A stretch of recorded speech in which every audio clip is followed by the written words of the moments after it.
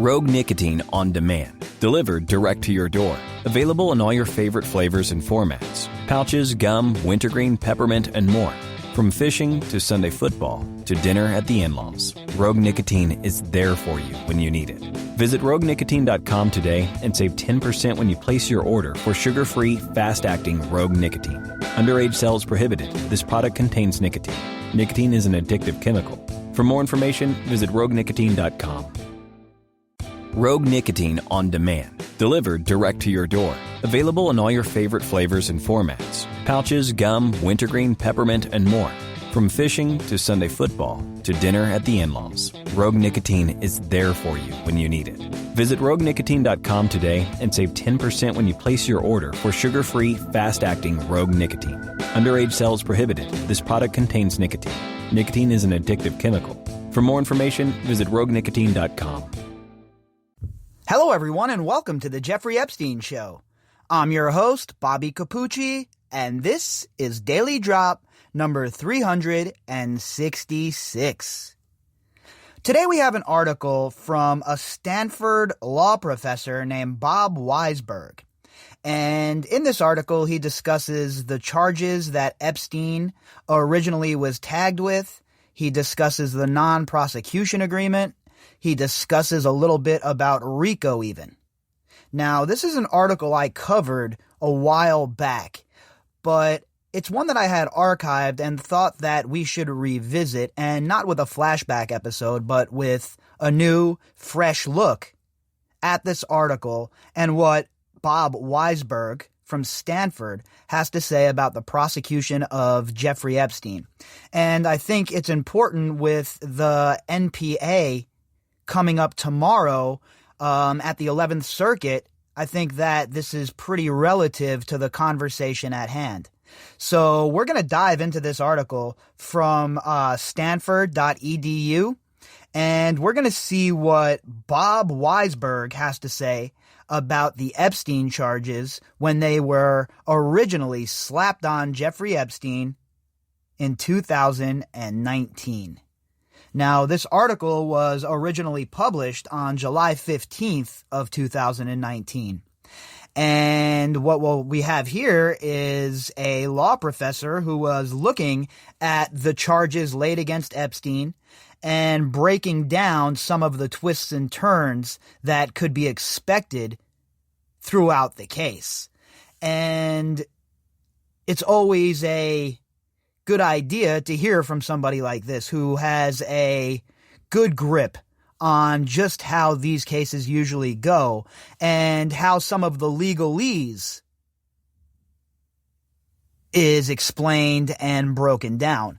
Because, look, there are so many different layers to this shit that if you're not a lawyer, it's almost impossible to just jump in and understand what's going on here. Unless you've been following this story for quite some time, it is very difficult to jump in the middle and have a true grasp about what is going on in this case. So let's go back and revisit this article from law.stanford.edu. And the headline is Stanford's Law, Bob Weisberg on Epstein Charges. Like I said, this article was originally published on July 15th of 2019, and Robert Weisberg is answering questions from Sharon Driscoll.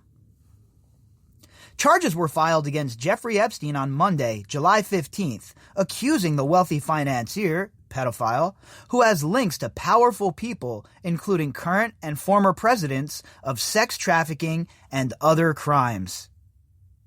When these charges were first announced, there was a frenzy, right? People were, finally paying some attention to Jeffrey Epstein once again. And you had all of these legal professors and these legal minds coming out and speaking on what they thought was going to occur. And going back and looking at all of those people who came out with commentary, et cetera, Mr. Weisberg did a really good job with this Q&A session, and he shed a little bit of light, added some context to some of the more, pressing legal questions. These new charges come a decade after similar charges against Epstein ended in a widely criticized plea deal. Last Friday, criticism of that plea resulted in the resignation of Labor Secretary Alex Acosta, a former federal prosecutor who negotiated the deal. And like I've said from the jump, Acosta is spineless and a coward, and he most certainly deserved all of the flack he got for his role in this. But it shouldn't stop there. It shouldn't stop at Acosta just because some people want to score political points. It should go all the way up the ladder to Mukasey, all the way up to the Bush administration. These people were the ones that initiated all of this. Acosta just acts on his own? These state attorneys, U.S. attorneys, just do whatever they want with no guidance from the Home Office? That's BS. That's not how bureaucracies work. And that's certainly not how the U.S. Attorney's Office works. In the discussion that follows, Stanford law professor Robert Weisberg discusses the Acosta plea deal and the current charges against Epstein. Question: can you explain the new charges filed by Jeffrey Berman in New York? And answer: Jeffrey Berman, Stanford Law School, 1984, the head U.S. attorney in the Southern District of New York, has obtained indictments against Epstein for various offenses involving sex with minors, including charges under the umbrella of interstate trafficking, as well as money laundering and tax crimes involving the money implicated in the trafficking ring. Now, right away, you're hearing from this law professor, okay?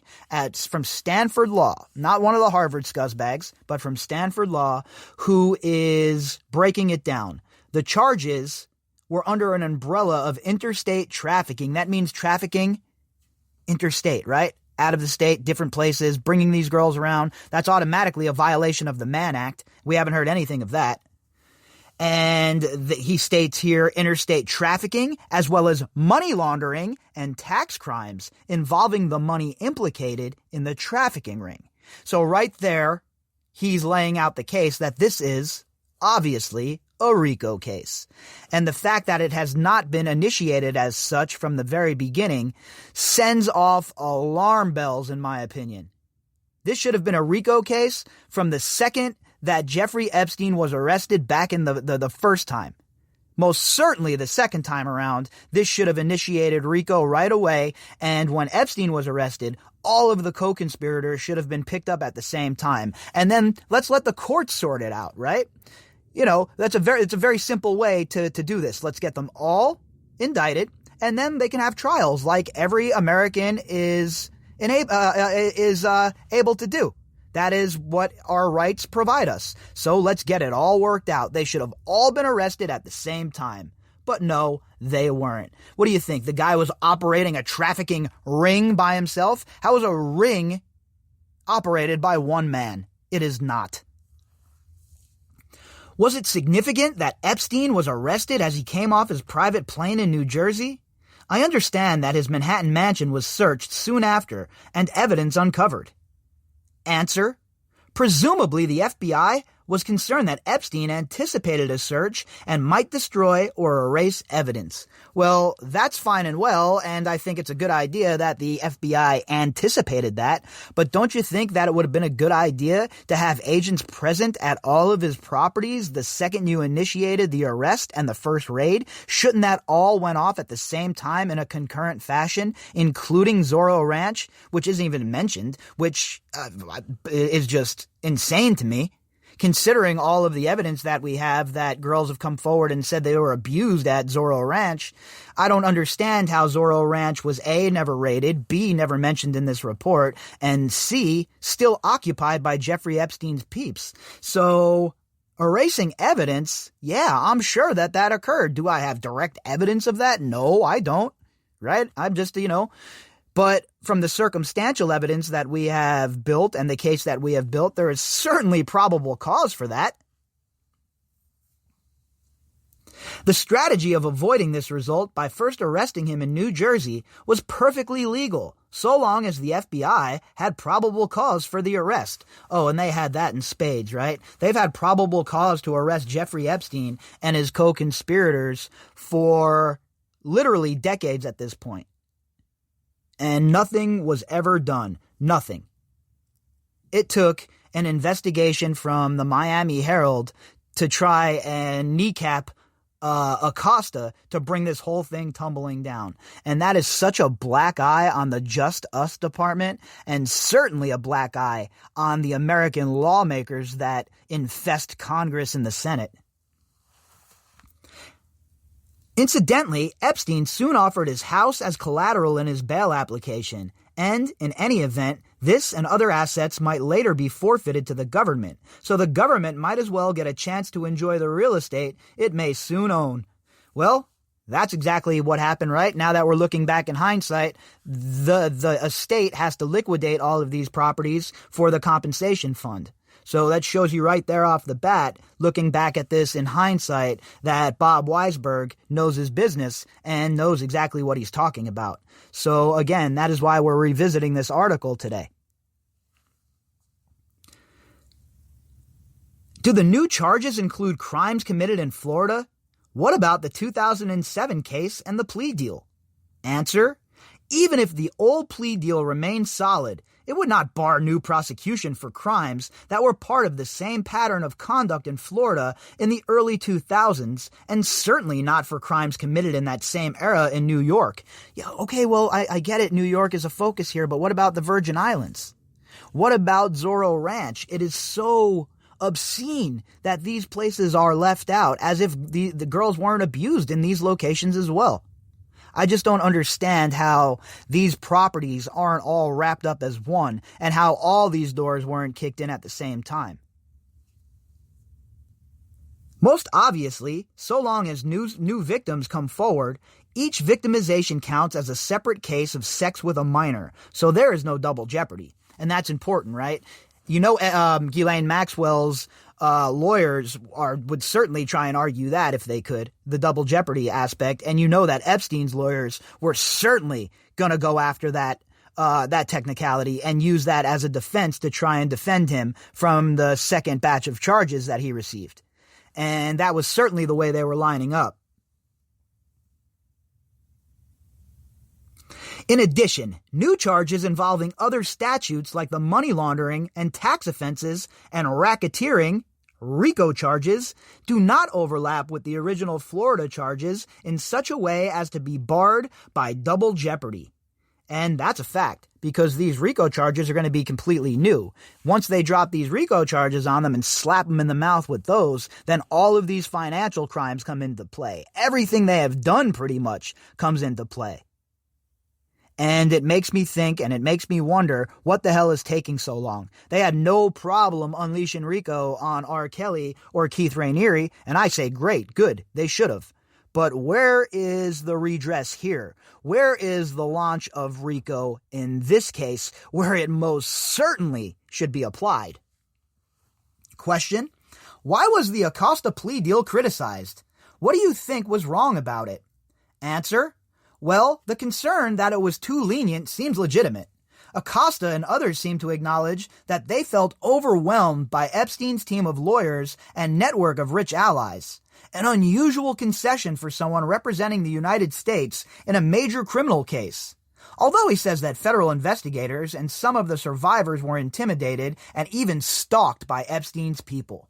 So that alone right there should play big tomorrow with the 11th Circuit Court of Appeals. If we live in a country with justice, if we live in a country where they're going to pretend that there's justice, then the 11th Circuit Court of Appeals must throw this NPA out tomorrow. They must get rid of it. There is no way on God's green earth that a non-prosecution agreement as draconian as this should be able to stand. Acosta's deference to the state prosecutor doesn't make a lot of sense.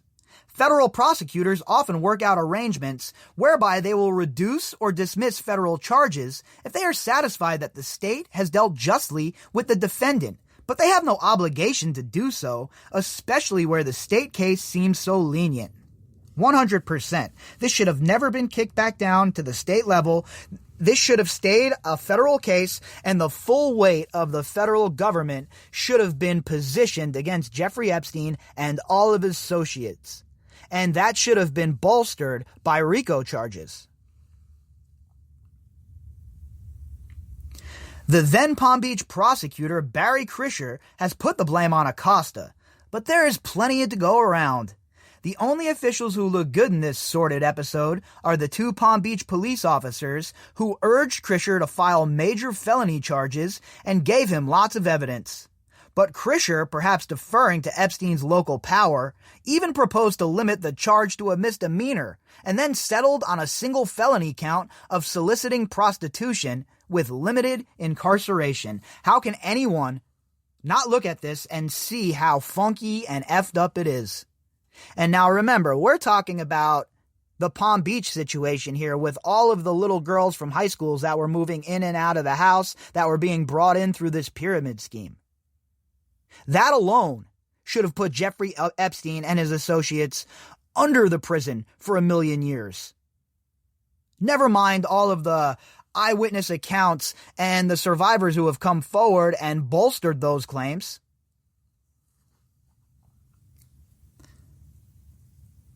One specific oddity stands out.